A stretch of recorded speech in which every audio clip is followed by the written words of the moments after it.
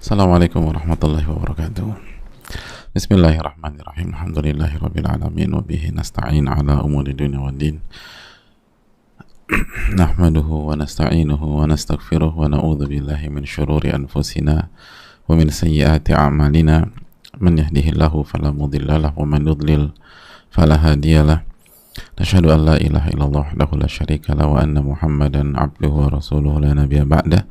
Wa nusalli wa nusallim ala nabiyina Muhammad wa ala alihi wa sahbihi ajma'in wa ba'd. Hadirin Allah muliakan, alhamdulillah kita panjatkan puji dan syukur kita kepada Allah Subhanahu wa taala atas segala nikmat dan karunia Allah berikan kepada kita.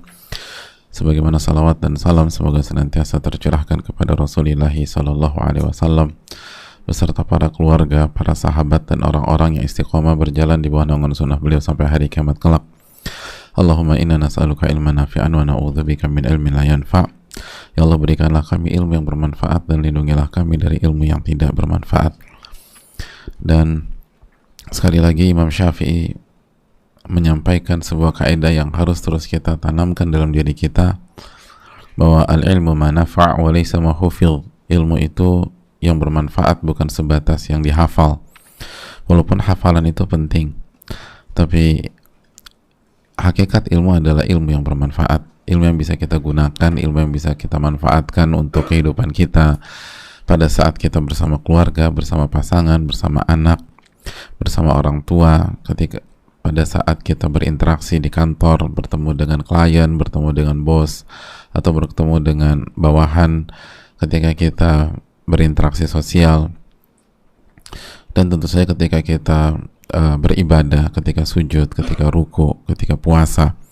Ilmu itulah yang seharusnya kita cari dan kita pertahankan, dan itulah ilmu yang diminta setiap pagi oleh Rasulullah SAW ketika Rasulullah berdoa, Allahumma inni as'aluka ilman nafi'an wa na'udzubika min ilmin la yanfa'.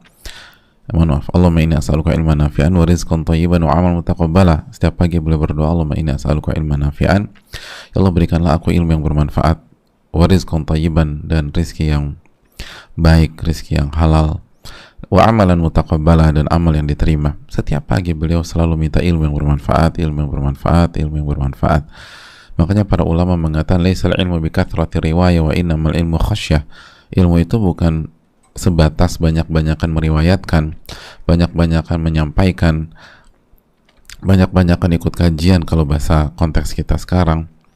Tapi ilmu yang sejati adalah ilmu yang menumbuhkan rasa takut kepada Allah, lalu itu men-trigger kita, mendorong kita untuk memanfaatkan ilmu itu sendiri,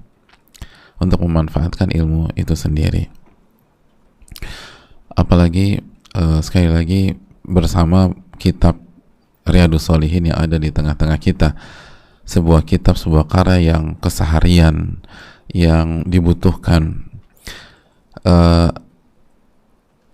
Ngaji atau nggak ngaji Riyadhus Shalihin, isi dari kitab ini itu kita hadapi dalam kehidupan sehari-hari. Itu poinnya, gitu loh. Kita mau ikut kajian nggak ikut kajian, buku seperti Riyadhus Shalihin ini jamaah, tapi sejatinya setiap hari kita ngadepin yang ada dalam isi ini atau yang ada dalam isi buku ini. Jadi poinnya adalah kita hadapi dengan ilmu atau kita hadapi dengan kebodohan. Dan kalau kita hadapi dengan kebodohan, maka berakhir fatal. Semua hal yang kita jalani di atas kebodohan, maka blunder, maka akan bermasalah. Jadi ini yang harus kita tanamkan terus, karena kita butuh gitu. Pada saat kita belajar atau bab, Imam Nawawi membawakan bab keikhlasan. Jadi belajar Riyadhus Shalihin, maka setiap hari kita harus mengerjakan amalan dengan ikhlas.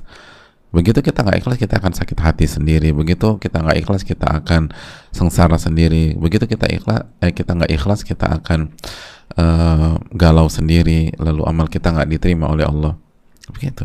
Ketika di bab kesabaran, belajar Riyadhus Shalihin, tetap kita akan menghadapi masalah-masalah setiap hari, dan itu harus kita respon dengan kesabaran. Begitu kita nggak hadapi dengan kesabaran, ya nyesek sendiri, galau sendiri, sebel sendiri, marah-marah sendiri. Itu poinnya. Imam Nawawi membawakan bab kejujuran. Belajar nggak belajar dari solihin, kita harus hadapi masalah-masalah dengan kejujuran. Dan begitu kita nggak menjalankan atau nggak menghadapi masalah itu dengan kejujuran, maka ya itu tadi, nggak berkah, sengsara, kesel, marah, sakit-sakitan, dan seterusnya.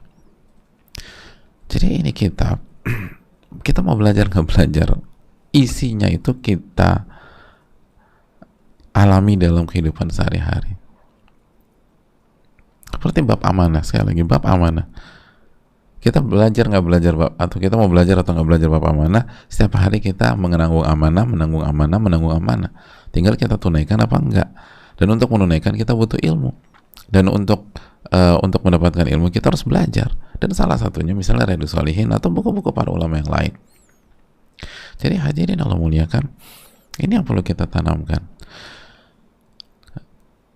Kita belajar atau nggak belajar kitab ini, kandungan buku ini itu ada dalam keseharian kita, ada dalam keseharian. Maka kata kebutuhan, maka nggak heran banyak sekali ulama yang mengkaji buku ini itu setiap hari, bahkan bahkan lebih dari satu kali, artinya di setiap ba'da salat wajib gitu, di setiap ba'da zuhur atau asar atau maghrib atau isya gitu, walaupun dibaca cuma satu ayat atau dibaca satu hadits atau penggalannya nanti disyarah lagi terus begitu. Itu hal yang poin. Salah satu masyaikh kami itu di masjid samping rumah beliau itu mengkaji Riyadhus Shalihin setiap ba'da sholat, satu hadits sampai syarah dikit tutup, satu hadits syarah dikit tutup. Karena ini buku yang luar biasa, fenomenal. Walaupun tentu saja setiap buku pasti ada kekurangan, ada kekhilafan. Itu nggak perlu dianehkan, karena semua buku demikian. Kata para ulama, aballah an ya'sima kitaban ghairu kitabihi. Allah tuh enggan menyempurnakan sebuah buku atau sebuah kitab, ya, sebuah kitab kecuali kitabullah, kecuali Al-Quran. Nggak ada yang sempurna kecuali Al-Quranul Karim. Tapi dampak dan manfaatnya Riyadhus Shalihin itu sangat nyata. Oleh karena itu yang perlu kita tanamkan, dan butuh istiqomah hadirin, butuh istiqomah. Istiqomah itu penting. Kata Nabi SAW dalam hadis Ibnu Majah, al khairu adah, kebaikan itu rutinitas, kebiasaan yang menjadi adat, kenapa dibiasakan. Kebaikan itu rutinitas, perubahan itu rutinitas. Sekali lagi, perubahan rutinitas. Jadi kalau ingin jadi orang berhasil, rutinkan kebaikan, gitu aja sebenarnya. Sesederhana itu.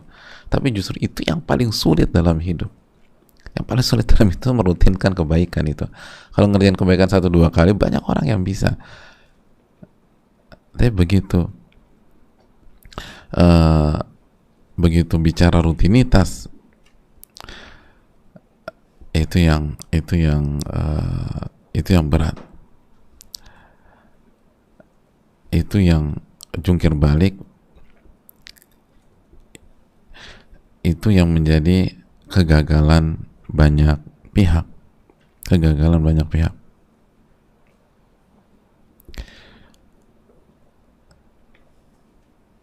Makanya kata para ulama apa?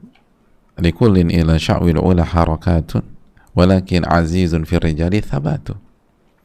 Semua orang berusaha mendapatkan keberhasilan, kesuksesan, kejayaan, berusaha mendapatkan kesolehan, ketakwaan, dan ada usahanya.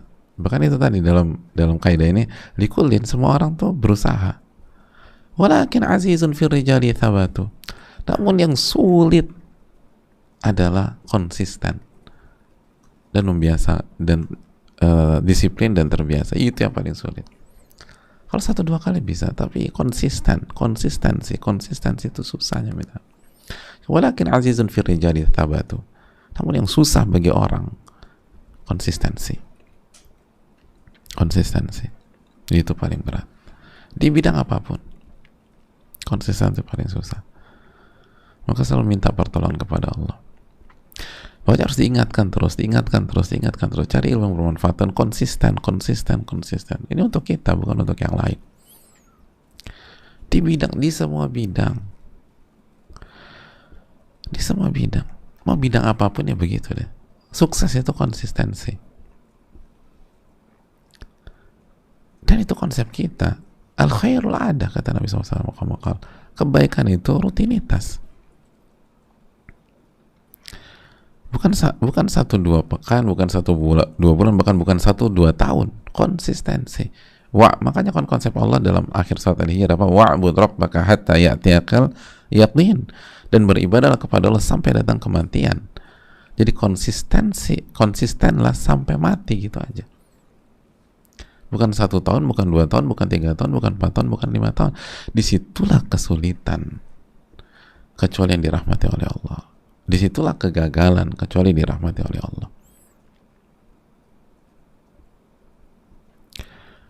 Itu hal yang perlu kita tanamkan. Allah Ta'ala misal. Semoga Allah memberikan konsistensi kepada kita, taufik kepada kita, sehingga kita bisa menyelesaikan. Makanya kata para ulama itu, sebagaimana dibawakan oleh Imam Az-Zarnuji dan para ulama yang lain rahimahumullah, bahwa salah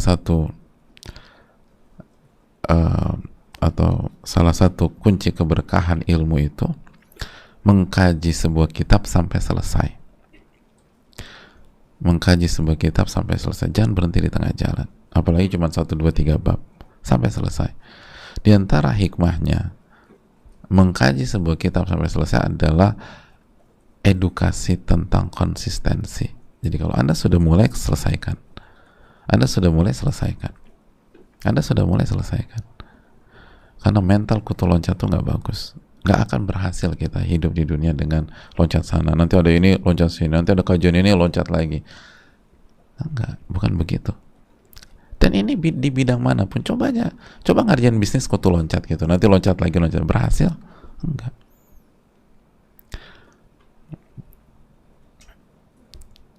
Kerjaan apapun lah. Gitu. Kita mau olahraga terus mau sehat. Tapi udah, ada ikut ini, nanti main ini, nanti main ini. Nggak akan berhasil dengan baik. Makanya itu kata para ulama, salah satu kunci keberkahan, kunci kebaikan, kunci perubahan, kalau mengkaji sebuah kitab, selesaikan. Kalau mengkaji sebuah kitab, maka selesaikan.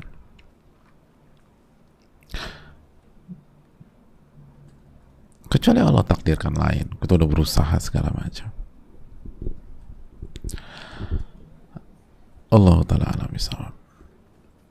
Tapi kembali bersama Al-Imam An-Nawawi rahimahullah ta'ala. Dan gak perlu lama-lama, karena kan yang dicintai oleh Nabi SAW, yang dicintai oleh Allah Subhanahu Wa Ta'ala, kata Nabi SAW apa? Ahabul a'mali ilallah adwamuha wa inqal. Amalan yang paling Allah cintai itu yang paling konsisten walaupun sedikit. Walaupun sedikit.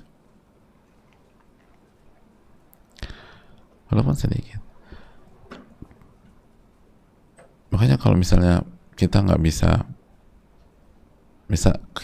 kajian full gitu ya, walaupun cuma 5 menit. Dan ini berlaku buat misalnya jamaahnya, murid-muridnya, atau gurunya, atau ustadznya.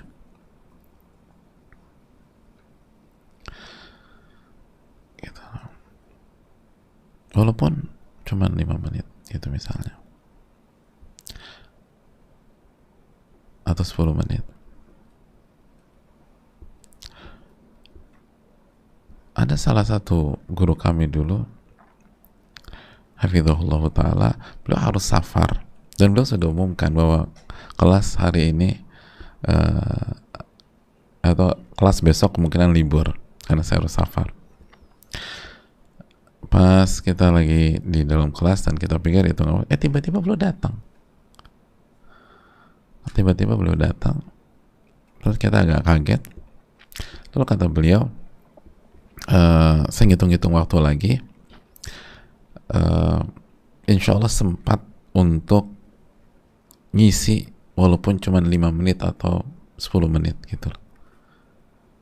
udah ngisi 5 menit pamit pulang gitu. Kita bengong aja 5 menit, padahal itu dari apa, dari kan harus jalan lagi ke belum lagi ke bandara gitu loh. Kalau dari rumahnya langsung ke bandara kan lebih enak. Tapi 5 menit itu tuh pesan besar bagi kita. 5 menit itu bukan 5 menit. 5 menit itu bisa jadi sepanjang hayat di dalam diri murid-murid. Karena pesannya adalah konsistensi, walaupun sedikit. Konsistensi walaupun sedikit. Jadi mungkin 5 menit ya misalnya saya nasihatkan antum bertakwa kepada Allah dan seterusnya. Tapi pesan ke kita, dan makanya ini kan udah berapa ya? Hampir, kejadiannya kan hampir 20 tahun. Hampir ya. Atau enggak sih, enggak sampai 11-an tahun lah. Tapi alhamdulillah kasih taufik masih ingat, dan pagi ini saya sampaikan ke antum semua. Belasan tahun, 5 menit itu tuh kalau berkah tuh sampai belasan tahun. Makanya kita tuh seringkali terlalu pakai akal-akalan pendek gitu lah. Lupa bahwa Allah tuh bisa kasih keberkahan. 5 menit gitu loh, itu bisa sampai belasan tahun. Dan pagi ini saya sampaikan ke antum. Itu menunjukkan konsistensi itu penting dan keberkahan. Jadi seringkali itu sebab kegagalan kita bukan karena kita nggak cerdas, bukan karena kita nggak jenius, kita jenius misalnya, bukan karena kita nggak kaya, bukan karena kita nggak punya fasilitas, bukan karena kita nggak punya tenaga, bukan karena kita nggak sehat. Kita tuh gagal karena kita nggak konsisten itu. Setelah punya masalah sama Allah, jadi Allah nggak kasih taufik gitu. Itu poinnya. Oleh karena itu marilah kembali ke Riyadhus Shalihin, dan hal-hal ini penting untuk kita ingatkan terus gitu. Makanya mengingatkan pun juga butuh konsistensi gitu. Jadi semua butuh konsistensi. Tapi hadirin Allah muliakan, kembali ke hadis syafaat yang panjang. Semoga Allah berkahi. Amin ya rabbal alamin. Dan kita masuk ke hadis tersebut, hadis Hudzaifah dan Abu Hurairah yang dibawakan Al-Imam Nawawi, semoga Allah merahmati beliau, keluarga beliau, orang tua beliau, dan semoga Allah merahmati seluruh kaum muslimin, jamaah sekalian, dan kita semua berada. Hadirin Allah muliakan,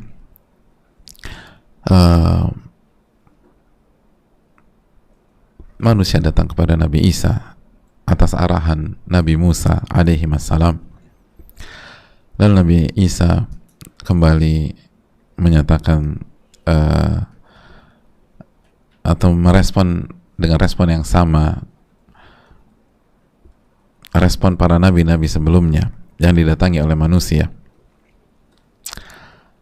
Lalu Nabi Isa alaihi salam menyampaikan, idhabu ila ghairi, idhabu ila Muhammadin sallallahu alaihi wasallam. Kata Nabi Isa, aku bukan orang yang berhak,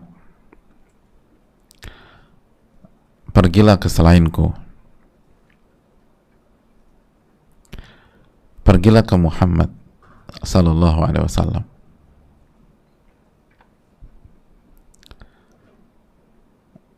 Jadi Nabi Isa mengarahkan untuk ke Nabi Muhammad sallallahu alaihi wasallam.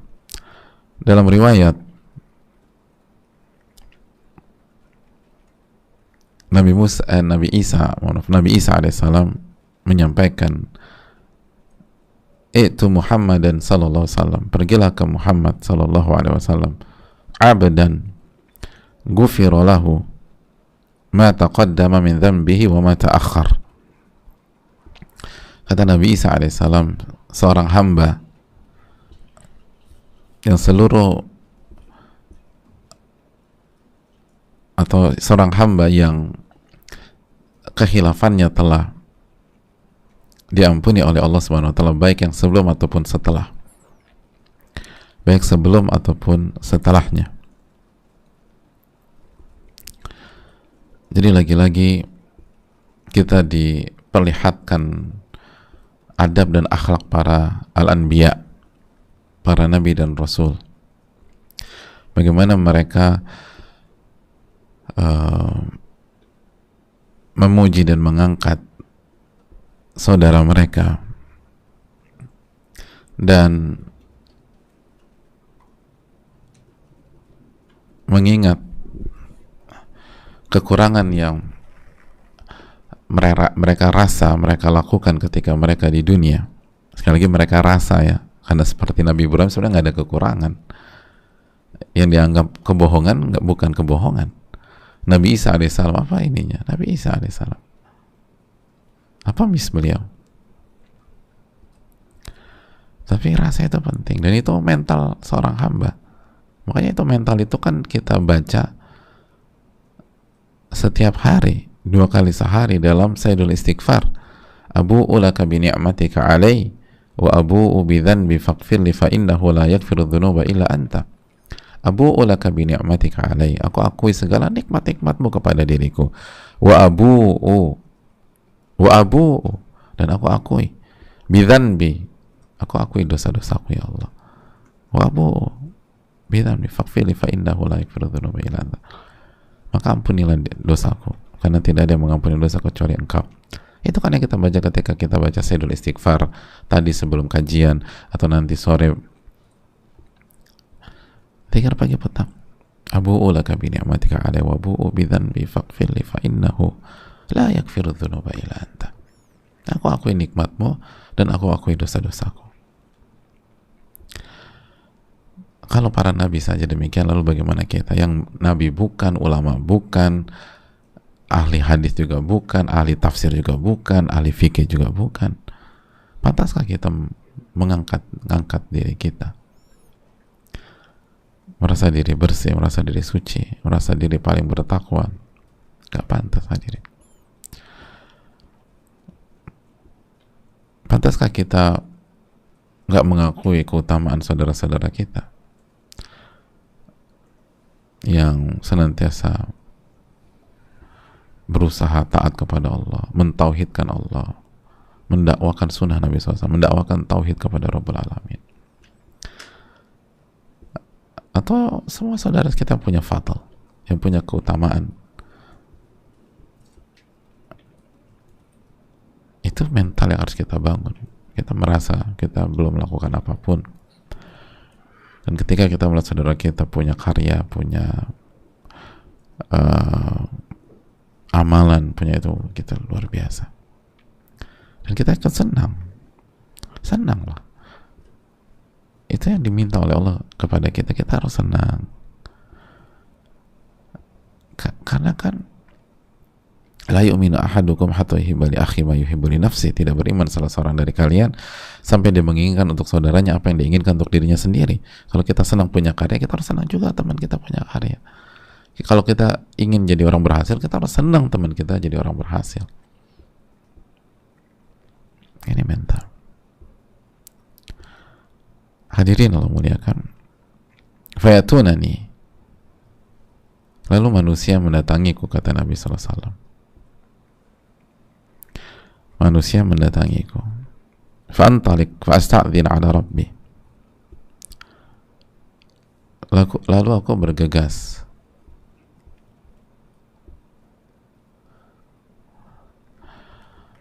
di dalam riwayat yang dibawakan Imam Nawawi tidak dijelaskan secara lebih detail.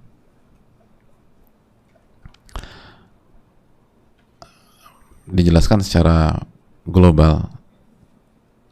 Beliau pun berdiri lalu diperkenankan. Namun dalam riwayat yang lain itu dijelaskan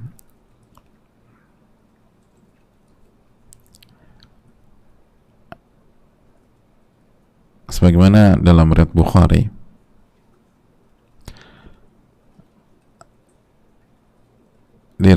dijelaskan bahwa manusia mendatangi Rasulullah SAW. Fayaqulun, lalu mereka berkata kepada Rasulullah SAW, ya Muhammad, wahai Nabi Muhammad, anta Rasulullah wa khatamul anbiya, engkau adalah Rasulullah dan penutup para nabi. Wa qad ghafarallahu laka ma taqaddama min dhanbika wa ma ta'akhkhar, dan Allah telah ampuni apa yang atau khilaf yang dikerjakan sebelum dan sesudah. Jadi semua sudah clear, bersih. Ishfa'lana ila rabbika ala tara ila ma nahnu fi. Tolong berikanlah syafaat kepada Rabbmu. Manusia benar-benar melas, hadirin. Kalian udah mentok nih. Khatamul Anbiya, ini nabi terakhir udah. Dan semua nama-nama besar nggak bisa mereka tembus. Ala tara ila ma nahnu fi. Lalu mereka kembali mengingat, ala tara ila ma nahnu fi. Apakah engkau nggak lihat gimana kondisi kita sekarang? Berantakan, hadirin, segala macam, berat. Ketakutan yang nggak pernah terjadi sebelumnya. Ala tara ila ma nahnu fi. Tidakkah engkau melihat apa yang kami sedang alami sekarang? Dan Nabi kita kan Nabi Rahmah, hadirin. Rahmatan lil alamin. Beliau itu diutus sebagai rahmat bagi alam semesta, sebagai kasih sayang. Lalu melihat fenomena seperti itu, melihat pemandangan seperti itu. Lalu kata beliau sallallahu alaihi wasallam, fa'antaliq fa'ati tahta al-arsy fa'aqa sajidan li rabbi azza wa jal. Lalu aku beranjak, aku menuju sebuah spot di bawah arsy Allah Subhanahu wa taala. Fa'ati tahta al-arsy, aku mendatangi di bawah arsy Allah. Fa'aqa'u sajidan li rabbi azza wa jal. Lalu aku sujud di sana. Aku sujud kepada Rabbul Alamin.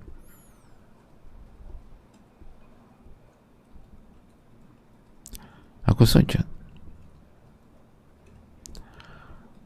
Nabi kita sujud. Thumma yaftahullahu alayya min mahamidihi wa husni thana'i alayhi syai'an lam yaftahu ala ahadin qabli. Lalu pada saat aku sujud itu, atau Allah Subhanahu wa taala memfatah, memberitahukan kepada Nabi kita sallallahu alaihi wasallam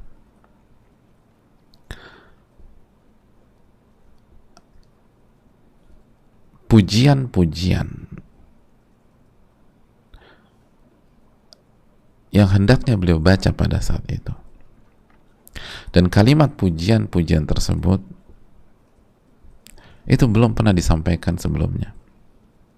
Lam yaftahu ala ahadin qabli. Gak pernah disampaikan kepada siapapun selainku dan sebelumku. Jadi Nabi SAW memuji Allah pada saat itu dengan kalimat yang Allah sampaikan pada saat itu. Sebelumnya belum. Ini kalimat-kalimat yang berbeda, yang baru. Thumma yuqal, ya Muhammad irfa' ra'sak. Lalu disampaikan, wahai Muhammad, angkat kepalamu. Sal tu'tah, mintalah, permintaanmu akan diberikan. Washfa' tu syafa', berikanlah syafaat, syafaatmu akan di-ACC, akan dikasih. Farfa'u ra'si, lalu aku angkat kepalaku. Antum tahu apa yang pertama kali diucapkan oleh Nabi SAW, jamaah? Kata beliau, ummati ya Rabbi, ummati ya Rabbi. Umatku ya Allah, umatku ya Allah. Itu kalimat yang disampaikan Nabi kita SAW. Ummati ya Rabbi, ummati ya Rabbi. Umatku ya Allah, umatku ya Allah. Beliau nggak bicarakan tentang diri beliau. yang beliau sebutkan antum jamaah. Kita semua umat Nabi sallallahu alaihi wasallam. Umat ya Rabbi, umat ya Rabbi. Itu yang disampaikan oleh beliau. Beliau ingat kita, hadirin. Kita yang melupakan sunnahnya. Kita yang belum maksimal menjalankan ajarannya. Kita yang suka menyanyiakan, malas ngaji, malas mengkaji haditsnya, ngaji bolong-bolong, kurang diamalin. Akhlak kita belum seperti akhlak Nabi SAW. Dan memang nggak pernah bisa. Tapi nggak ada usaha yang maksimal gitu loh. Sikap kita, sunnah-sunnah Nabi masih banyak yang belum kita kerjakan. Tapi Nabi kita Nabi Rahmah, Nabi yang penuh kasih sayang, yang diucapkan umat ya Rabbi, umat ya Rabbi, umatku ya Allah, umatku, umatku.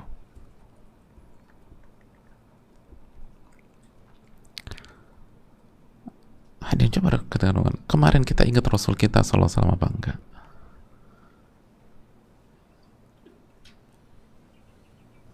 Ketika kita bangun tidur tadi, apakah kita ingat Allah Subhanahu wa taala lalu ingat Rasulullah sallallahu alaihi wasallam apa tidak? Bahkan ketika nama beliau disebutkan, kita nggak bersalawat kepada beliau sallallahu alaihi wasallam.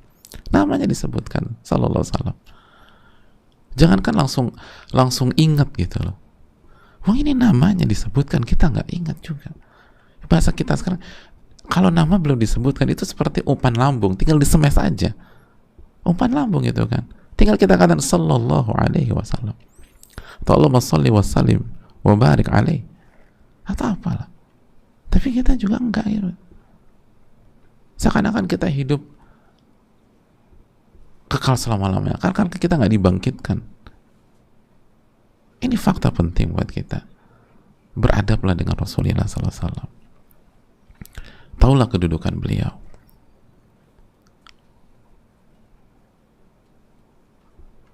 Jangan kufur nikmat, hadirin. La yashkurullah ma la yashkurun nas. Gak bersyukur sama Allah orang yang gak bersyukur sama manusia. Dan kalau kita nggak bersyukur sama teman aja, kita dianggap nggak bersyukur sama Allah. Kita nggak bersyukur sama sahabat aja, dianggap nggak bersyukur sama Allah. Kita nggak bersyukur sama guru aja, kita dianggap nggak bersyukur sama Allah. Lalu gimana dengan Rasulullah Sallallahu Alaihi Wasallam?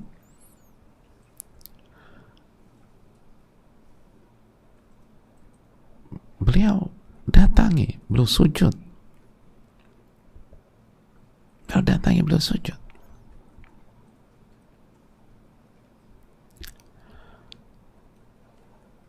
Lalu beliau katakan, ummati, ummati, ummati ya Rabbi, ummati ya Rabbi.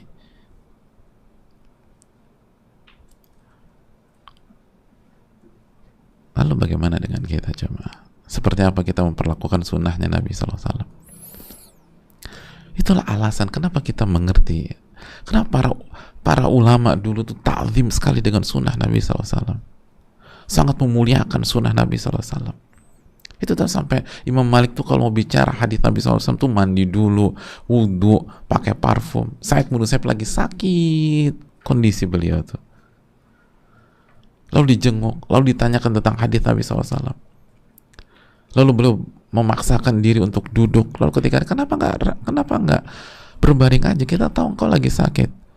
Kata beliau, ana astahi minan Nabi SAW. Aku nih malu sama Rasulullah SAW. Hadithuhu yuqra wa ana mustalqin. Hadisnya dibacakan dan aku dalam kondisi duduk.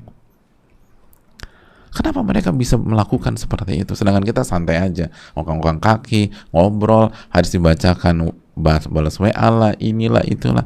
Kan nggak ngerti kita kedudukan beliau sallallahu alaihi wasallam.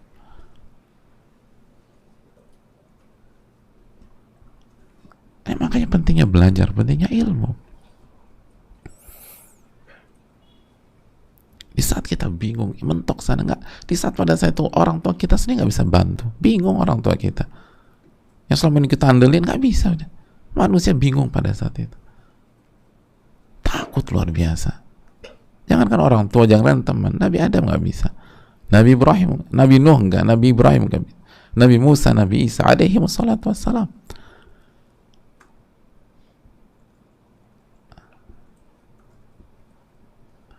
Dan lihat kalian, ummati ya Rabbi, ummati, ummati.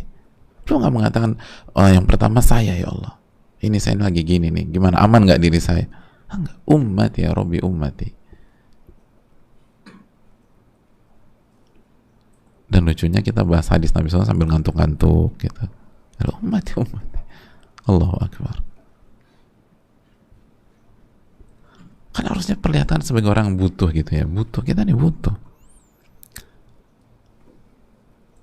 Kehidupan ini akan berakhir.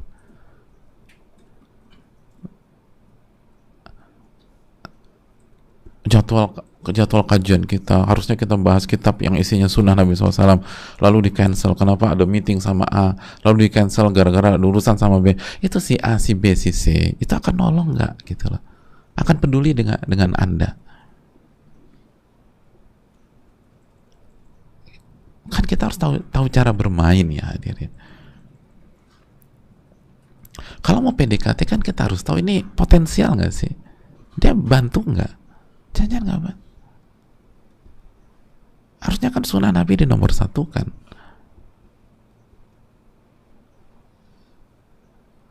Mereka nggak bisa bantu kita nanti. Dan banyak orang bantu kita nggak tulus.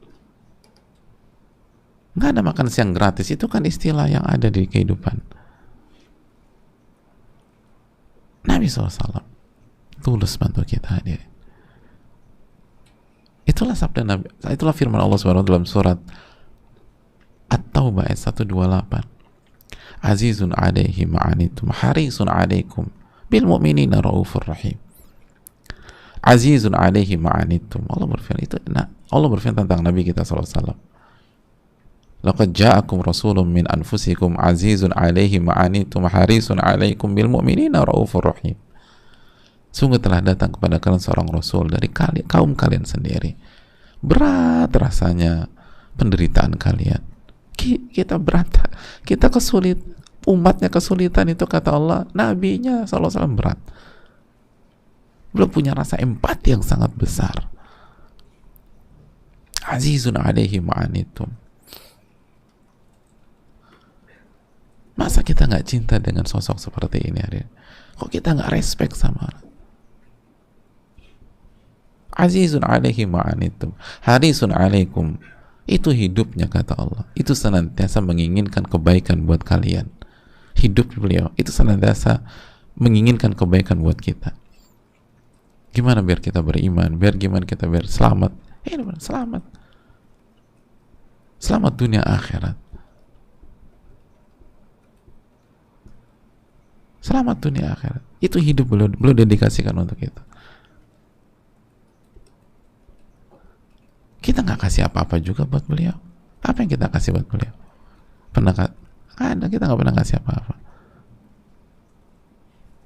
Kalau kita ikutin itu juga buat diri kita, nggak menurunkan kedudukan beliau kok. Kalau kita maksiat, kalau kita nggak mau ikutin sunnahnya, kalau kita nggak mau menjalankan ajarannya, enggak. Allah, Nabi SAW nggak dirugikan. Beliau tetap menjadi yang mulia. Hadis ini nggak akan berubah. Emang hadis ini berubah kalau kita nggak mau ikut sunnah beliau SAW, nggak mau berittiba kepada Nabi SAW, lalu kita lebih memilih konsep yang baru atau ibadah yang baru dan seterusnya? Enggak, tetap aja beliau menjadi penentu pada hari kiamat nanti. Hadisnya nggak berubah. Hadisnya nggak berubah. Beliau tetap pemimpin manusia pada hari kiamat. Beliau sampai sallallahu alaihi wasallam, ana sayyidu waladi Adam yaumil qiyamah. Aku adalah pemimpin manusia pada hari kiamat. Awwalu man yanshaqqu anhu al-qabr. Aku yang pertama kali dibangkitkan. Pertama kali dibangkitkan Nabi SAW. Wa awwalu syafi'in wa awwalu musyaffa'. Aku manusia pertama kali memberikan syafaat dan aku yang pertama kali di ACC syafaatnya. Emang berubah? Nggak berubah. Kita mau maksiat, kita mau nggak menjalankan sunnahnya, bahkan kita mau mengolok-olok sunnah beliau sallallahu alaihi wasallam, nggak ada pengaruh dengan beliau. Beliau tetap sayyidu waladi Adam yaumil qiyamah. Beliau tetap pemimpin anak manusia pada hari kiamat. Beliau tetap yang pertama kali dibangkitkan oleh Allah dari kuburnya. Beliau tetap yang pertama kali memberikan syafaat, dan yang syafaatnya diterima. Nggak ada perubahan sama sekali. Sallallahu alaihi wasallam. Cuman kita yang bermasalah, bukan beliau, kita ya. Kita yang akan punya masalah besar pada hari kiamat.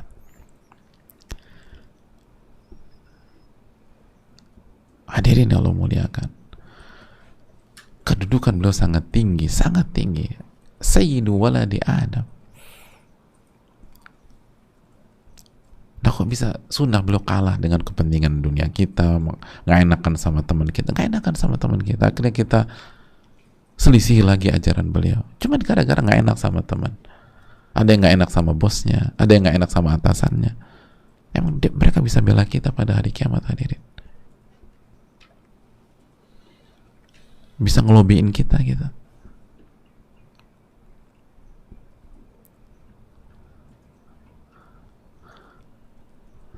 Kedudukan beliau sangat mulia sallallahu alaihi wasallam. Itu alasan kenapa para ulama mengatakan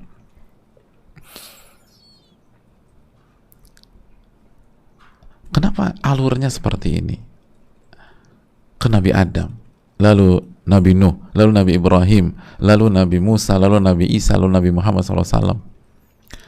Bahkan sebagian pihak ketika membaca hadis ini dibuat joke kalau gitu. Kalau aku kan udah belajar hadis ini Pak Ustadz, aku mau langsung aja ke Rasulullah SAW, mau potong kompas. Nggak ngerti pesan besarnya. Kenapa ada alur seperti ini? Ini pesan besar agar pesannya clear bagi kita bahwa Rasulullah di atas yang lain. Kalau langsung direct ke Nabi SAW, mungkin orang bisa katakan Nabi Isa juga bisa, ya lo nggak ke Nabi Isa aja. Ada yang bilang Nabi Musa juga bisa, ya lo nggak ke Nabi Musa aja. Nabi Nuh sebenarnya bisa juga loh, tapi kamu kan nggak ke Nabi Nuh. Nabi Ibrahim tuh Masya Allah, tapi kan lo nggak ke Nabi Ibrahim. So, orang akan mengatakan demikian. Tapi begitu dibuat yang terakhir, dan kita harus melalui alur Nabi Adam, Nabi Nuh, Nabi Ibrahim, clear. Nggak ada yang bisa kecuali beliau sallallahu alaihi wasallam. Nggak ada yang bisa kecuali beliau sallallahu alaihi wasallam. Nggak ada yang lebih spesial dari Rasulullah sallallahu alaihi wasallam. Nggak ada yang lebih utama daripada Nabi sallallahu alaihi wasallam. Beliau jelas ditunjukkan oleh Allah Subhanahu wa taala Sayyidu waladi Adam. Ini pemimpinnya umat manusia pada hari kiamat.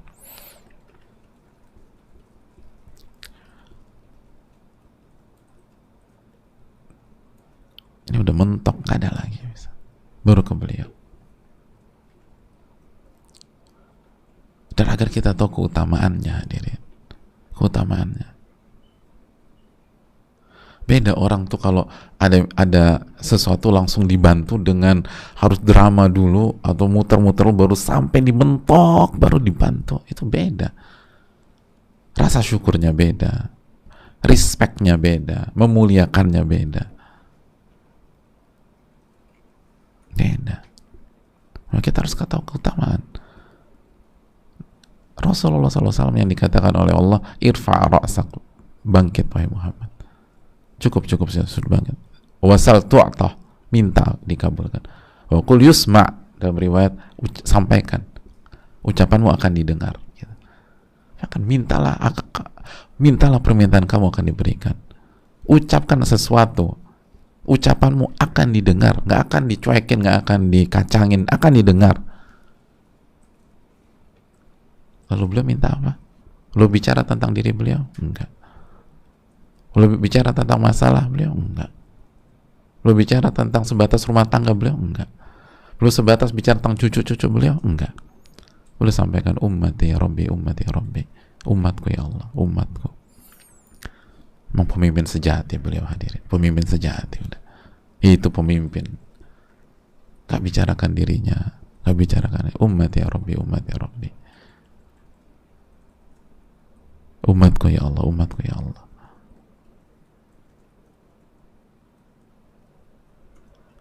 Beda sama kita kan. Jangankan bicara pemimpin umat manusia, kita pemimpin rumah tangga berantakan.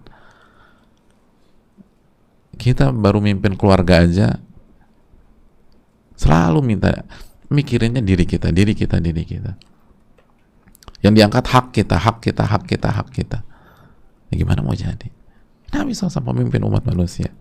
Umat ya Rabbi, umat ya Rabbi, umatku. Gak bicara tentang diri beliau, gak bicara dalam skup rumah tangga beliau, keluarga beliau. Padahal kalau beliau bicara tentang keluarga, semua sepakat, kita setuju itu harus dinomorsatukan. Siapa umat yang nggak setuju? Itu harus dinomorsatukan. Kita semua sepakat. Tapi beliau nggak bicara gitu. Beliau libatkan kita pada pembicaraan pertamanya, umat ya Rabbi, ummati.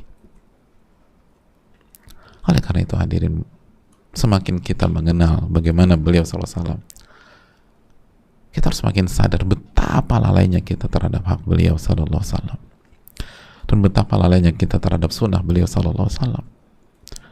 Maka perbaiki diri, perbaiki diri, perbaiki diri,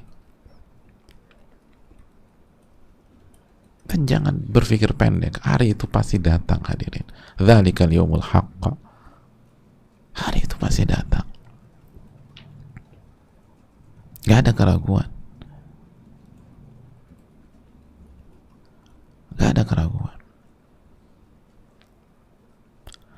Oh, semoga Allah tolong kita di dunia dan di akhirat, dan semoga kita